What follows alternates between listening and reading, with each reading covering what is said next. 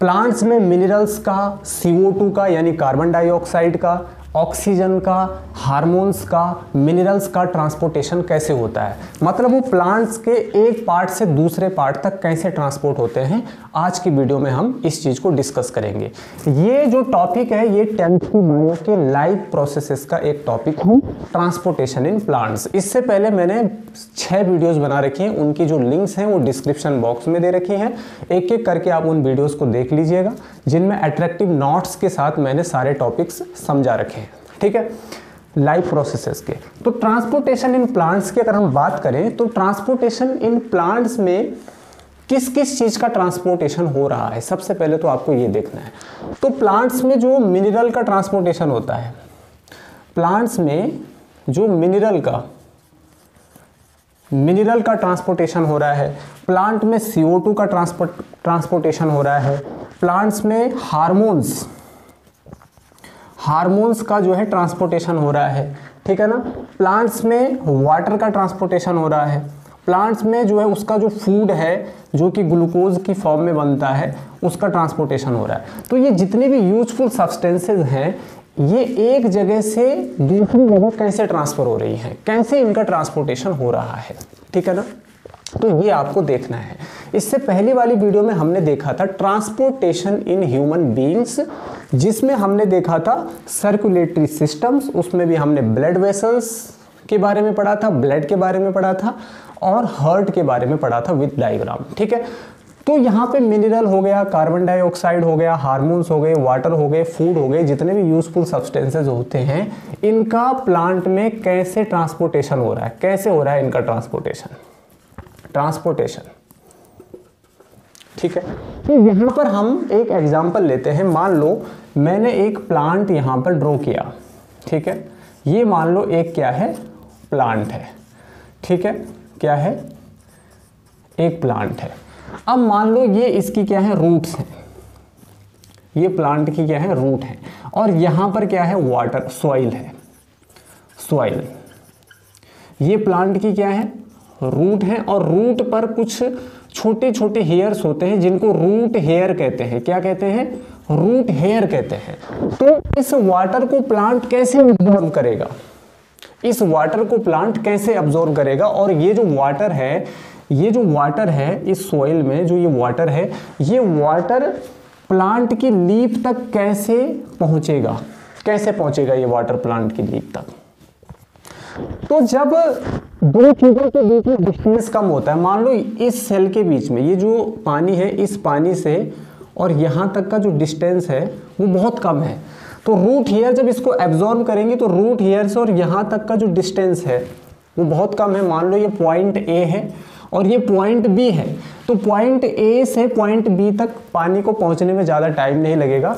तो ये किसके द्वारा पहुँच जाता है जी, ऑस्मोसिस। ऑस्मोसिस एक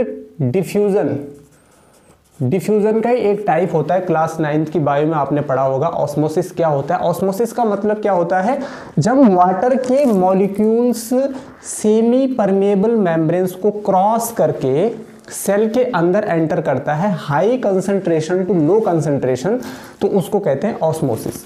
तो यहाँ पर ऑस्मोसिस यानी डिफ्यूजन की प्रोसेस से अगर प्लांट्स के दो पार्ट में डिस्टेंस कम है, नीचे वाले पार्ट में, तो वो डिफ्यूजन की या ऑस्मोसिस की प्रोसेस से पानी वहाँ पहुँच जाता है।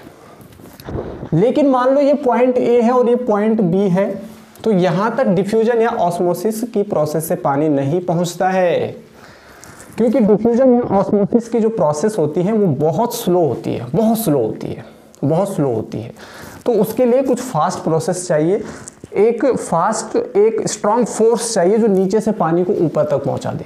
तो उसके लिए प्लांट में जो ट्रांसपोर्टेशन का जो एक सिस्टम है, पूरा प्लांट में जो ट्रांसपोर्टेशन का एक सिस्टम बना रखा है, और उस सिस्टम को कहते हैं वस्कुलर सिस्टम। क्या कहते हैं, वस्कुलर सिस्टम। प्लांट में ट्रांसपोर्टेशन के लिए एक सिस्टम बना हुआ है जिसको कहते हैं वस्कुलर सिस्टम। इस वस्कुलर सिस्टम के थ्रू पानी जो है प्लांट के रूट से और प्लांट के डिफरेंट काइंड्स ऑफ पार्ट्स तक पहुंचता है, उसकी लीफ तक पहुंचता है। ठीक है ना, तो इसको मैं पहले इरेज कर देता हूं ताकि स्पेस बन जाए, ठीक है।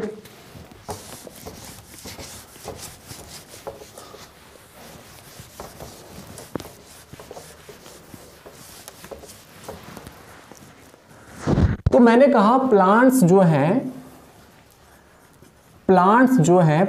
में ट्रांसपोर्टेशन का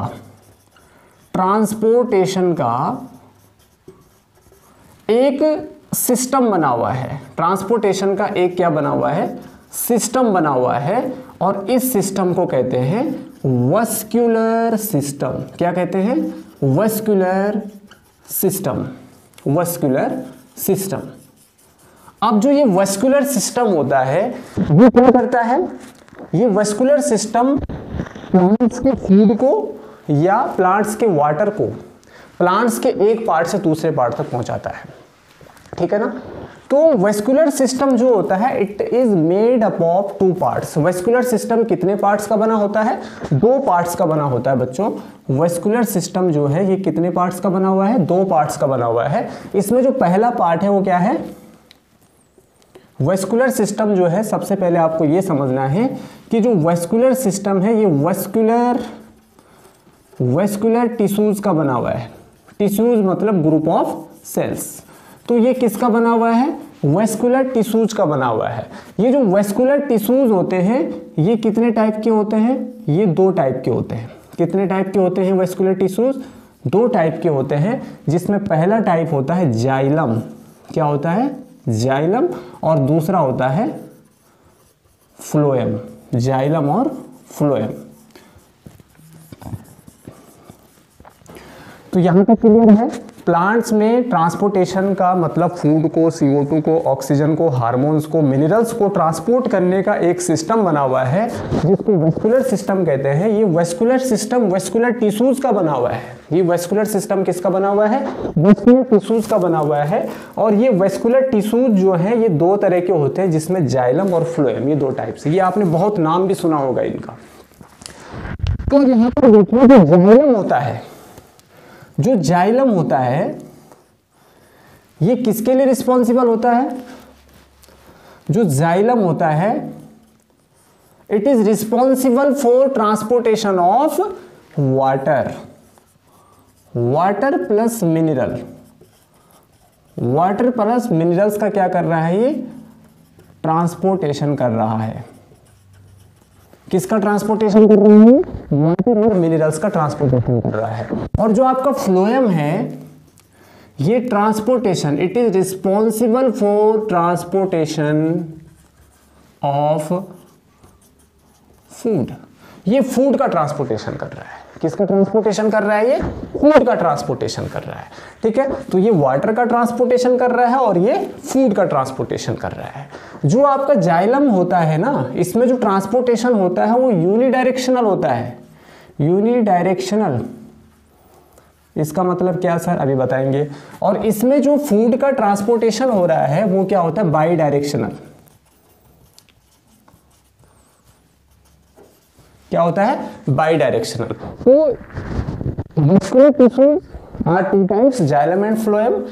Xylem responsible for transportation of water and minerals, it is unidirectional, and phloem जो होता है it is responsible for transportation of food and transportation of food. ये क्या होता है? बाईडायरेक्शनल होता है। अब मान लो ये प्लांट है, ये प्लांट है जी, ठीक है। क्या है? ये प्लांट है, ठीक है। अब ये जब प्लांट है, यहाँ पर मैंने एक लीफ बना दी, इसकी रफ डायग्राम है, ठीक है, समझने के लिए है। तो और इधर इसकी क्या है? जड़ें हैं। जब यहाँ से पानी अंदर गया, यहाँ तक ऑस्मोसिस की प्रोसेस से यहाँ तक पानी अंदर गया, ऑस्मोसिस की प्रोसेस से, ठीक है। यहाँ पर कुछ ट्यूब होती हैं। क्या होती हैं जी? ट्यूब होती है। इनको कहते हैं जाइलम ट्यूब। क्या कहते हैं? Xylem tube. ये इस तरीके से पानी ऊपर जाता है, यहाँ से जाइलम ऊपर की तरफ पानी को ले जाता है। तो ये जो पानी है ना ये एक ही डायरेक्शन में जाता है और इस तरीके से जाता है। यहाँ से इधर की तरफ चला जाएगा क्योंकि पत्तियाँ इधर भी हैं, ऐसे चला जाएगा, ऐसे चला जाएगा। मतलब इसका जो डायरेक्शन है यूनि डायरेक्शनल है। केवल इसका जो डायरेक्शन है वो अपवर्ड डायरेक्शन, अपवर्ड, केवल ऊपर की तरफ जा रहा है ये। केवल ऊपर की तरफ जा रहा है।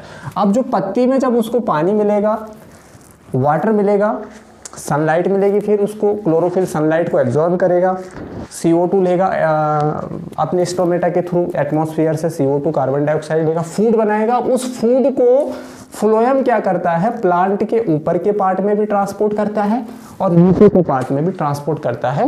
मतलब इसका जो डायरेक्शन होता है ट्रांसपोर्टेशन का, वो दोनों तरफ होता है, इसलिए उसको बाई डायरेक्शनल कहते हैं। क्या कहते हैं? बाई डायरेक्शनल कहते हैं। आई होप आप इसको समझ गए होंगे। ठीक है, तो यहाँ पर जो प्लांट है इसमें ट्रांसपोर्टेशन का एक सिस्टम है, वेस्कुलर सिस्टम इसको कहते हैं। It is made up of vascular tissues. There are two types of vascular tissues, xylem and phloem. Xylems are responsible for transportation of water and minerals and it is unidirectional. The transportation in xylem is unidirectional, means upward direction, and the transportation in phloem is always bidirectional, means downwards and upwards both। ठीक है ना, इसमें downwards और upward दोनों तरफ क्या जाता है, पानी जाता है। तो आई होप आप इसको क्लियरिटी के साथ समझ गए होंगे। ठीक है ना, कोई डाउट इसमें नहीं होना चाहिए। ठीक है, तो इसको करता हूँ ड्राफ्ट। आप चाहे तो इसकी स्क्रीनशॉट ले सकते हैं, नोट्स बना सकते हैं। ठीक है,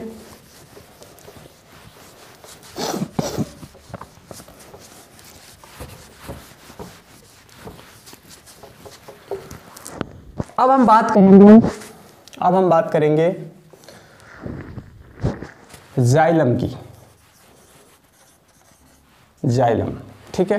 देखो बच्चों, जो जाइलम होता है, सबसे पहले इसके बारे में आपको ये समझना पड़ेगा कि जो जाइलम होता है ये एक डेड टिश्यू होता है जी। क्या होता है? एक डेड टिश्यू होता है। क्या होता है? डेड टिश्यू होता है। ठीक है, और उससे भी पहले इसकी अभी बात करेंगे, लेकिन एक वर्ड आपको समझ में यहां पर पड़ेगा, एसेंट ऑफ शेप। बहुत इंपॉर्टेंट वर्ड है, बहुत इंपॉर्टेंट है, एसेंट ऑफ शेप। ये एसेंट ऑफ शेप क्या है, इससे डरना नहीं है। एसेंट ऑफ शेप का मतलब होता है, जाइलम मैंने थोड़ी देर पहले क्या बताया, जाइलम जो वाटर होता है ना, वाटर को अपवर्ड ले जाता है, ऊपर की तरफ ले जाता है। तो इसका सीधा मतलब होता है movement of water plus minerals, upward movements, upward movement of water plus minerals against gravity. Gravity एक फोर्स होती है ना, किधर लगती है ये, ऊपर की तरफ या नीचे की तरफ? ग्रेविटी तो नीचे की तरफ लगती है ना, लेकिन यहां पर अगेंस्ट ग्रेविटी, ग्रेविटी के अगेंस्ट ले जाता है जाइलम ऊपर की तरफ पानी को या मिनरल्स को। मतलब अपवर्ड मूवमेंट ऑफ वाटर और मिनरल्स अगेंस्ट ग्रेविटी को हम क्या कहते हैं, एसेंट ऑफ शेप कहते हैं। और इसमें एक चीज आपको याद रखना है, एटीपी, एडिनोसिन ट्राइफॉस्फेट, मतलब energy is not required, energy is not required, इसमें एनर्जी की रिक्वायरमेंट नहीं होती है। ठीक है, तो हमने बात करी जी, जाइलम जो है वो एक क्या होता है, डेड टिश्यू होता है। क्या होता है? एक डेड टिश्यू होता है। जाइलम जो होता है ये 4 तरह की सेल से बना होता है, 4 तरह के एलिमेंट से मिलकर के बना होता है, जिसमें सबसे पहला होता है आपका ट्रैकिड्स। क्या होता है? ट्रैकिड्स। ठीक है, दूसरा होता है वेसल्स, तीसरा होता है xylem fibres and last one is xylem parenchyma. Xylem parenchyma. तो ये तरह की सेल से मिलकर के बनता है आपका जाइलम। इसमें जो फर्स्ट की 3 सेल्स है, मतलब ये वाली और ये वाली, ट्रैकिड्स, वेसल्स और जाइलम फाइबर्स जो होती है ये डेड होती है। क्या होती है जी? ये डेड सेल्स होती है। ये डेड सेल्स होती है। क्या होती है? ये डेड सेल्स होती है। और ये वाली जो होती है एकमात्र, ये लिविंग सेल होती है। क्या होती है? लिविंग सेल होती है। तो सिंस पूरी सेल्स जो है डेड सेल्स होती हैं, इसीलिए इसको डेड टिश्यू कहते हैं। क्या कहते हैं इसको? डेड टिश्यू कहते हैं। इसमें एक ही लिविंग सेल होती है, जाइलम पैरेन्काइमा।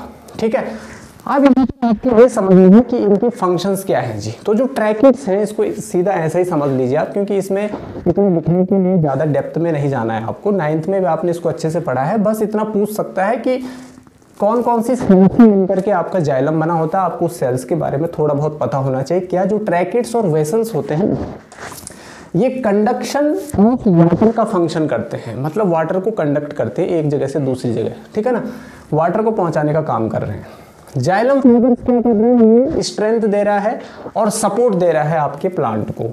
और जाइलम पैरेन्काइमा क्या कर रहा है, इसको थोड़ा ध्यान से देखना। जो जाइलम पैरेन्काइमा है ना, ये क्या कर रहा है, ये क्या कर रहा है, प्लांट को lateral movement of H2O, lateral मतलब sideways movement of H2O molecules है। मैंने क्या कहा, जाइलम ऐसे पानी को ऊपर ले जा रहा है ना, लेकिन प्लांट के इधर वाले पार्ट में, साइड वाले पार्ट में भी तो पानी का जाना जरूरी है, उधर भी तो लीफ होती है। तो इस साइड में ऐसे मूवमेंट में ये हेल्प करता है। कौन? Xylem parenchyma. ठीक है ना, तो ये 4 तरह की सेल से मिलकर के बनता है। एसेंट ऑफ सेल क्या होता है ये मैंने आपको समझ दिया। ठीक है, अब उसके बाद हम बात करेंगे फ्लोएम की। जैसे जाइलम एक डेड टिश्यू है, ये एक लिविंग टिश्यू है। ये क्या है? लिविंग टिश्यू है। देखो साथ साथ में जो मैं पॉइंट्स बता रहा हूँ वो डिफरेंशिएट कर रहे हैं दोनों के बीच में। एक लिविंग है तो एक डेड है। एक पानी को ले जा रहा है ऊपर तो एक फूड को ले जा रहा है प्लांट्स में पूरी तरीके से। ठीक है ना, इस तरीके से मतलब एक फूड का ट्रांसपोर्टेशन कर रहा है तो एक वाटर और मिनरल का ट्रांसपोर्टेशन कर रहा है। ठीक है, फ्लोएम जैसे आपने जाइलम में एसेंट ऑफ सेप वाला वर्ड पढ़ा, ऐसे फ्लोएम में एक वर्ड है ट्रांसलोकेशन। ट्रांसलोकेशन का मतलब क्या हुआ? ट्रांसलोकेशन का मतलब हो गया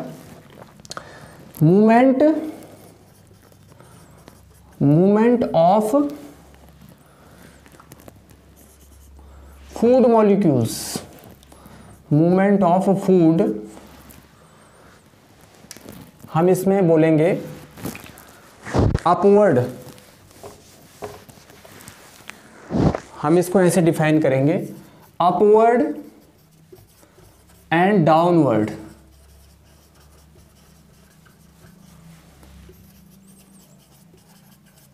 मूवमेंट ऑफ